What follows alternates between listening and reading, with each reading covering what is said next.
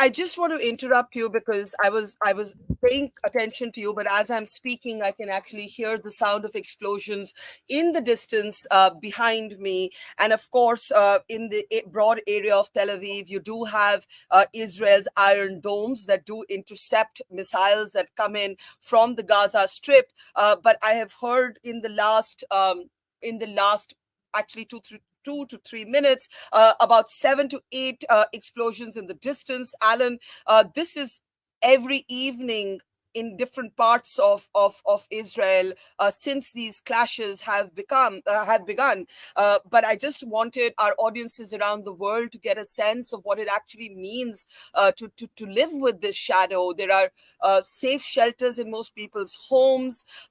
There are, people are living with this right now and waiting for the time that they can live normally again. And as I'm sitting here, there's a surreal quality to this evening because I literally heard multiple explosions in the distance. Alan, this is everyday life. This is the new normal. There were shots of when I got off at the airport, there were shots directing people to a bomb shelter at the airport. And I'm hearing these explosions now in the last 5 minutes, multiple explosions, probably intercepted rockets by the Iron Domes. Alan?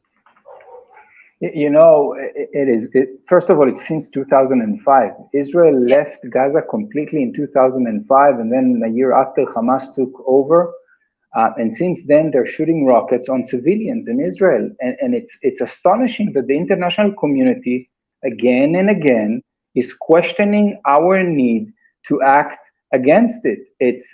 I don't want to be dramatic, but really it seems that there is bias in the international community where Israel is the only country that cannot defend itself. And as you're talking, my mother is sending me a WhatsApp, where are you? Because missiles are being shot to where I live, and I need to confirm that the kids are at the house with my wife in order to be in a bomb shelter. And this is a reality that no one can accept. I don't think any one of you and any one of these of your viewers and any one of your families can accept that from time to time, when Hamas decides, they can shoot rockets and missiles towards Israel. And this reality needs to stop. And the expectation is the international community as well to say, enough. Enough is enough.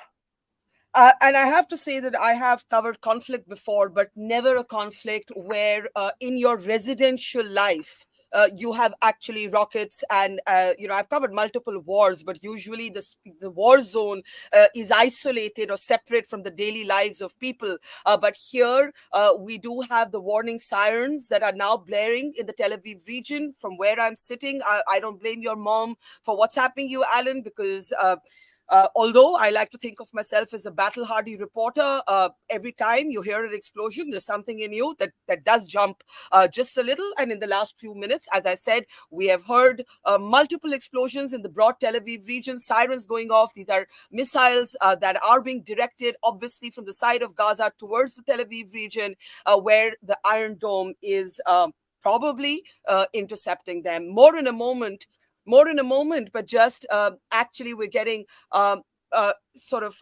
more details coming in from all quarters of the world, including how different countries may react just from the ground, where troops are now getting ready to take their positions for a ground assault.